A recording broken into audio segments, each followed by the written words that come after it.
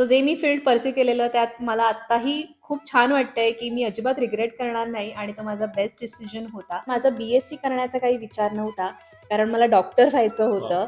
मग म्हटलं की आता काय करायचं, कारण TY तर झालेलं आहे आणि काहीतरी पुढे एक तर शिक्षण घ्यावं किंवा जॉबला लागावं.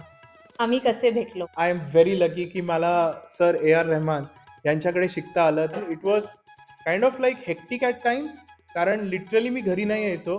देशातलं सर्वात भारी कॉलेज, इक्विपमेंट उचलण्यापासून ते शूट करेपर्यंतचा प्रवास माझा तिकडे झाला. टेकिंग द राईट डिसिजन और at least risking to take that decision is very important. नमस्कार, मी वृषाली. नमस्कार, मी Pushkar and welcome to our new blog. So आम्हाला खूप लोकांच्या कमेंट्स आलेल्या तुमच्याबद्दल थोडीशी माहिती द्या, म्हणून म्हटलं की हा एक इंट्रोडक्टरी ब्लॉग करावा आणि ह्याच्यामध्ये आम्ही तुम्हाला आमच्याबद्दल थोडीशी माहिती देणार आहोत, म्हणजे आमचं एज्युकेशन काय आहे, आमचं प्रोफेशन काय आहे. And I am very sure की तुम्हाला हा ब्लॉग नक्की बघायला आवडेल. नक्कीच, कारण आम्हाला खूप आवडतोय हा व्लॉग करताना. And we love revisiting those moment जिथून आम्ही सुरुवात केली and where we are now. तर हा प्रवास जो काही आहे तो आमच्यासाठी खूप स्पेशल आहे आणि ही खूप स्पेशल गोष्ट आज आम्ही तुमच्यासोबत शेअर करणार आहोत. सो हा ब्लॉग एकंदरीत खूप स्पेशल आहे आणि आता खूप स्पेशल स्पेशल न बोलता आपण या ब्लॉगची सुरुवात करूया. येस, नक्की. सो आधी मी माझी ओळख करून देते. माझं नाव वृषाली नापर आणि मी मूळची गिरगावची, मुंबईची. सो माझं लहानपण पूर्ण गिरगावात गेलं. जवळ-जवळ मी 20-25 वर्ष गिरगावातच राहिले. मग आम्ही ठाण्यात शिफ्ट झालो आणि माझं गाव म्हणजे मी गोव्याची आहे. गोव्यामध्ये परवरी जो एरिया आहे तिथे, म्हणजे मी तिथे लहानाची मोठी वगैरे काही झालेली नाहीये. मी घरात कोंकणी वगैरे काहीही बोलत नाही. आम्ही मराठीच बोलतो. पण मला खूप आवडतं कोंकणी ऐकायला, बोलायला. सगळं कळतं, पण बोलता येत नाही फारसं. मी मासे प्रेमी खूप आहे. आणि पुष्कर अजिबातच मासे खात नाही. त्यामुळे ठीक आहे, पण त्याचा काही असं हे नसतो, की तू नाही, खाऊ अजिबात नकोस नाही. वगैरे. बट येस, मला मासे खायला खूप आवडतात. एक माझ्या प्रश्नाचं उत्तर दे, हां. की तुला गिरगाव जास्ती आवडतं की ठाणं? Tough question. I think Girgaon. बरोबर आहे, कारण तू लहानाची मोठी झाली. करेक्ट. आणि म्हणजे आम्ही जरी म्हणजे मी तर अपार्टमेंट्स मध्ये वाढलोय, पण येस. चाळीचं जे महत्व आहे ते माझी मावशी राहायची पार्ल्याला चाळीत. त्यामुळे जेव्हा पण मी तिच्याकडे जायचो अशी पूर्ण चाळ अशी एक फॅमिली वाटते. Yes, exactly. आणि ते अनुभवायला इतकी मजा येते की की एक्झॅक्टली. तुम्ही तुमच्या फक्त एका फॅमिली मेंबरकडे नाही जात तर ती अख्खी चाळ तुम्हाला ओळखते. एक्झॅक्टली. तुम्ही कुठे कुठे हो. राहता, तुम्ही कोणाचे काय नातलग आहे, सगळं करेक्ट. त्यांना माहिती. सगळं माहिती असतं आणि मुळात म्हणजे गिरगावचं कल्चर इतकं छान आहे. गणपती म्हणा, नवरात्र म्हणा, कुठलेही सण अगदी धूमधडाक्यात साजरे व्हायचे. आताही होतात, पण तेव्हा खूप जास्त छान व्हायचे असं मला वाटतं. आय थिंक ह्याच्यावरच एक वेगळा त्याच्यावर एक ब्लॉग. वेगळा ब्लॉग बनेल. येस. तर ब्लॉगला लेट्स. न खेचता आता आपण पुष्करबद्दल थोडंसं जाणून घेऊया. So yes. पुष्कर, तुझ्याबद्दल थोडीशी माहिती दे. तर मी पुष्कर कुलकर्णी, मी बॉर्न अँड ब्रॉट अप ठाण्याचा आणि ठाण्यावर माझं खूप प्रेम आहे. माझं सगळं मित्रमंडळ ठाण्यात आहे आणि ठाणा खूप माझ्यासाठी स्पेशल आहे. कारण जसं आपण पूर्ण वेळ तिथे घालवतो ना आपला, आणि लहानाचा मोठा झाल्यानंतर प्रत्येक जागा, प्रत्येक गोष्ट आपल्या एक महत्वाची असते. त्या प्रत्येक जागेला एक जोडलेली मेमरी असते. तर ती रिव्हिजिट करणं, हे करणं माझ्यासाठी खूप स्पेशल आहे. माझं गाव नाहीये, मी म्हणेन ठाणंच माझं जे काही गाव आहे, शहर आहे. कारण आम्ही सगळे शहरातच राहतो. माझी फॅमिली, माझ्या आईकडची फॅमिली, बाबांकडची फॅमिली, सगळे आम्ही मुंबई ठाणं असं राहतो. त्यामुळे माझं असं काही गाव नाहीये, ठाणं हेच माझं गाव आहे. तर moving on to our next section, आमचं एज्युकेशन. तर माझं शालेय शिक्षण सगळं ठाण्यात झालं. 1ली ते 10वी मी सरस्वती विद्यालय राबोडी या ठाण्यातल्या एका इंग्लिश मीडियम शाळेत शिकलो आणि शाळा म्हणजे धमाल होती. तर जेवढं शिक्षण हे शाळेसाठी महत्वाचं असतं, त्याचबरोबर माझ्या शाळेने को करिक्युलर ॲक्टिव्हिटीजलाही प्राधान्य दिलं आणि त्यामुळे आम्हाला एवढं एक्सपोजर मिळालं आमच्या लहानपणी. थिएटर बोला, म्युझिक बोला, त्यानंतर मग स्पोर्ट्स बोला, आमची क्रिकेट टीम होती. तर माझं 11वी आणि 12वीचं शिक्षण हे पीपल्स एज्युकेशन सोसायटी हे ठाण्यातच असलेल्या एका कॉलेजमध्ये झालं.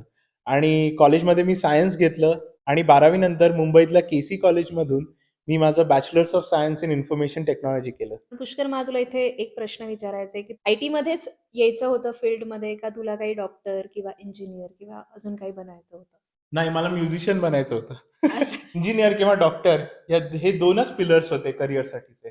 आणि एवढेच मला माहिती होते, कारण माझ्या फॅमिलीमध्ये सुद्धा जास्ती करून डॉक्टर्स आणि इंजिनियर्सच आहेत.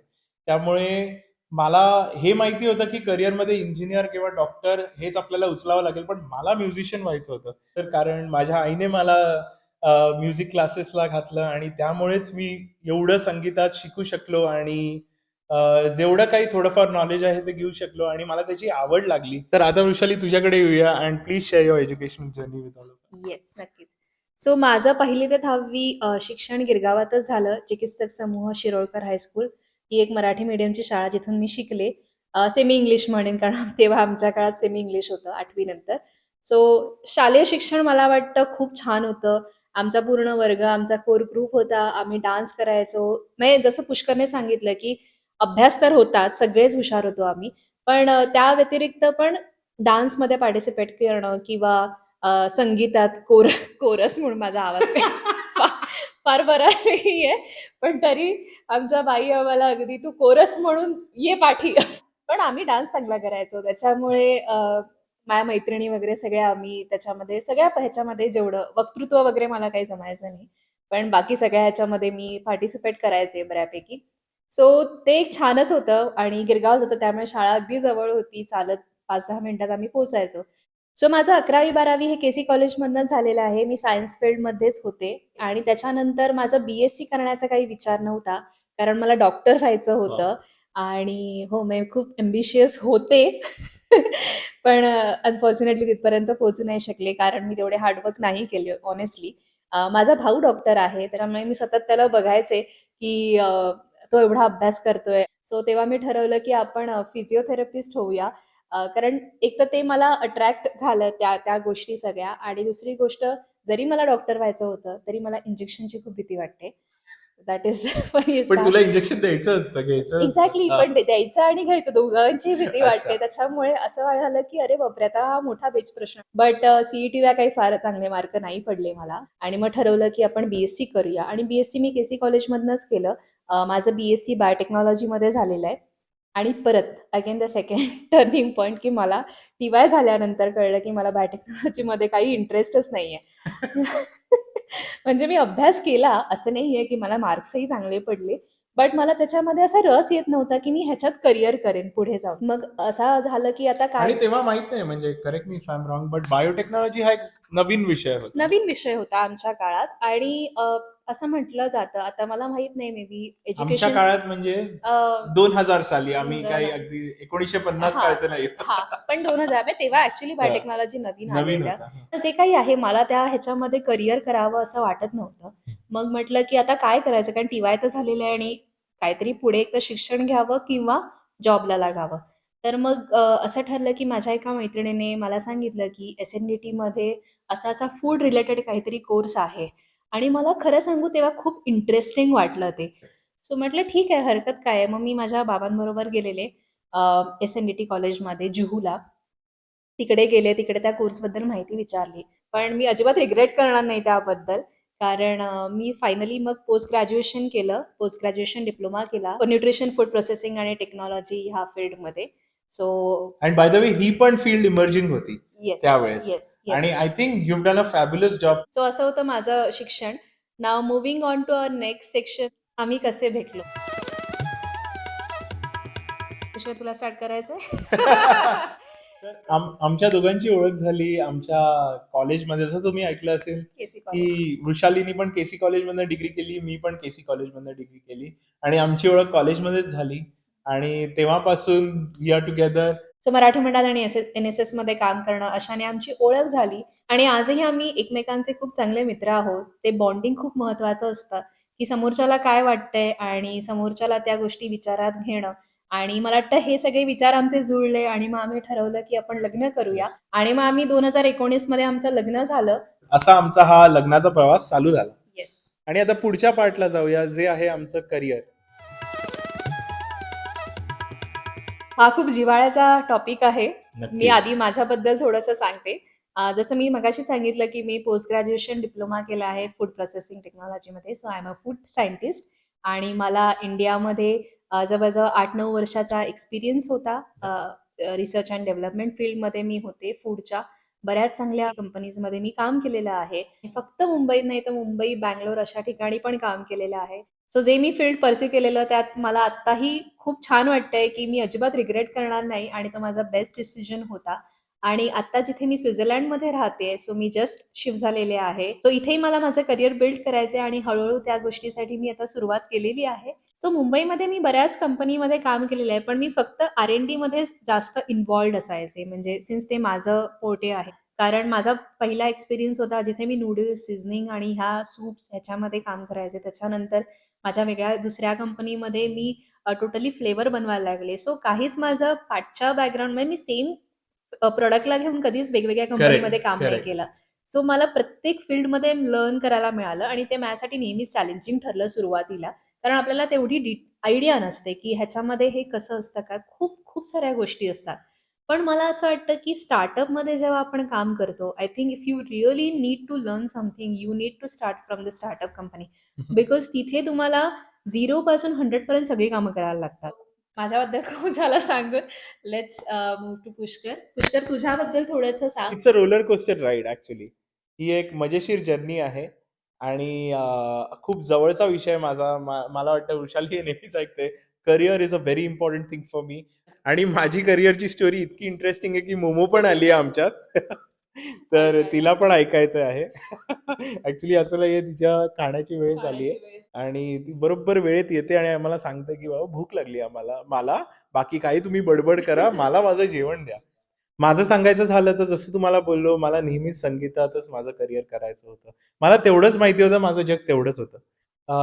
तर मी असं हिंदुस्थानी क्लासिकलमध्ये माझं ट्रेनिंग घेतलं हार्मोनियमवर आणि मी कीबोर्डही वाजवतो आणि त्याचबरोबर गिटार आणि मँडोलिन हेही वाद्य मी वाजवतो. आणि तू खूप सुंदर वाजवतोस.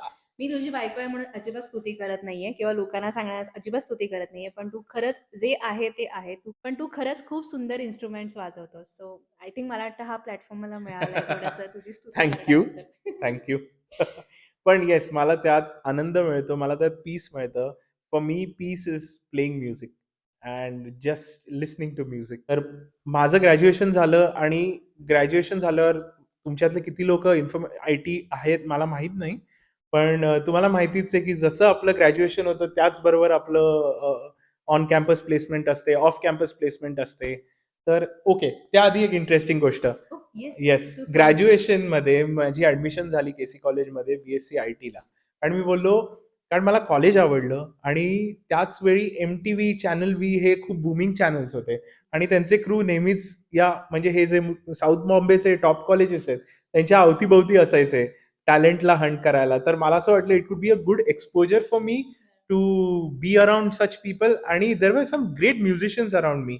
तर त्यामुळे मला असं वाटलं की एक खूप छान संधी आहे बाकीच्या म्युझिशियन्सला जाणून घ्यायची. आता जसं मी ऍडमिशन घेतली आतमध्ये आणि जसं मी परस्यू करायला लागलो, मला कळालं की माझी इंजिनिअरिंगमध्ये पण ऍडमिशन झाली आहे आणि एका चांगल्या कॉलेजमध्ये मुंबईत झाली आहे. आणि बाबा बोलले, आता आता तू इंजिनिअरिंग कर, आता तुझं झालंय. तर आता मी ऑलरेडी माझे 2 महिने झालेले कॉलेजमध्ये आणि आता इंजिनिअरिंगला जाणं म्हणजे.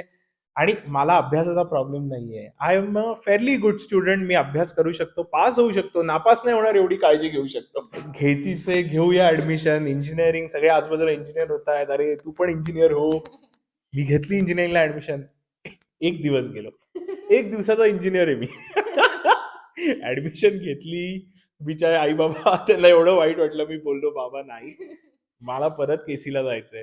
आणि मग परत आम्ही केसीला गेलो, ऍडमिशन गेला आणि माझे खूप आवडते प्रोफेसर जेव्हा पण मी जातो कॉलेजला त्यांना नक्की भेटतो, त्यांनी माझी परत ऍडमिशन करून दिली. तर येस, तर मी 1 दिवसाचा इंजिनियर झालो आणि मग त्यानंतर परत मी बीएससी आय टी केलं. चांगल्या मार्कांनी पास झालो.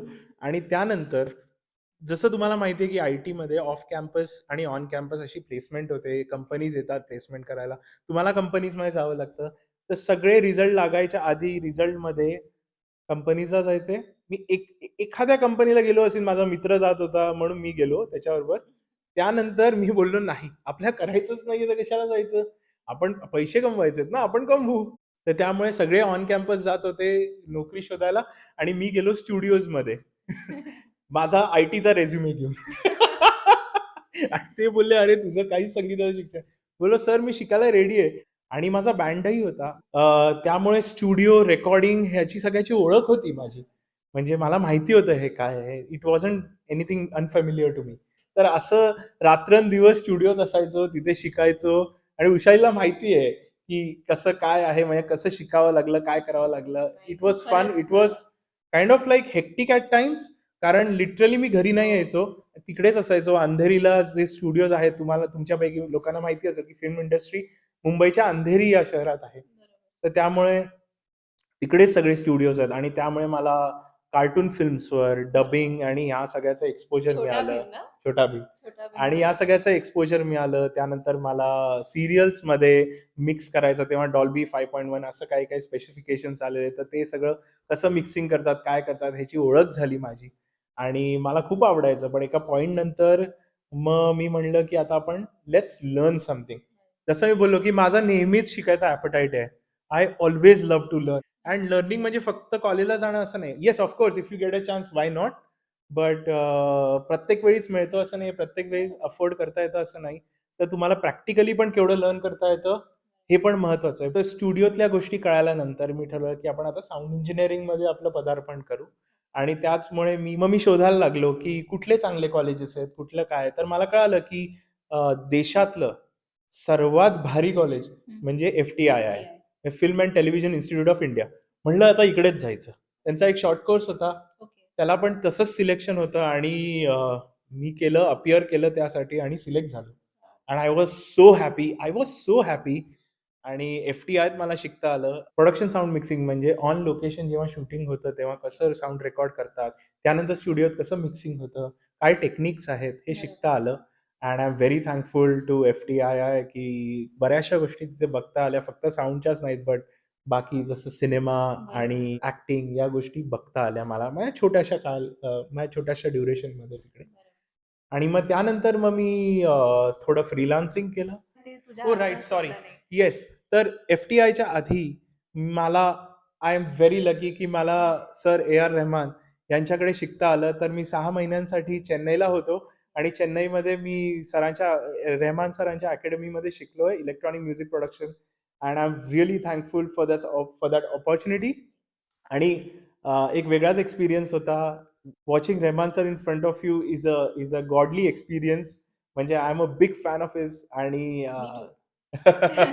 आणि आपल्यातले किती जण त्यांचे फॅन आहेत. आणि त्यानंतर मग मी as a freelancer, audio engineer, music producer, composer असे बरेचसे ॲस्पेक्ट्स आहेत. I don't want to get deep into it. And then मला खूप लहानपणीपासून बाहेर जायची आवड होती.